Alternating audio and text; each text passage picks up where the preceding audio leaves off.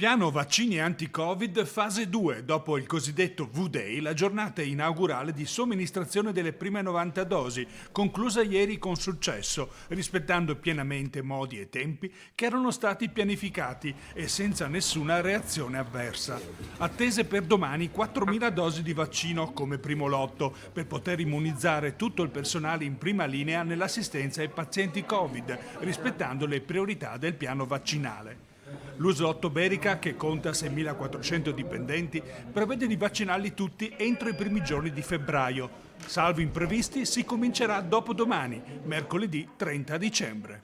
Entro questa sera dovremo dettagliare alla Regione il piano vaccinale di ogni US, per noi appunto Uslotto Berica, in cui dovremo precisare in dettaglio le modalità di reclutamento degli operatori sanitari, come si prenoteranno per il vaccino, le sedi in cui verrà offerto il vaccino agli operatori sanitari ospedalieri territoriali delle case di riposo e ospiti delle case di riposo, le sedi di stoccaggio del vaccino, le modalità, i giorni di somministrazione e le modalità di tracciamento delle somministrazioni.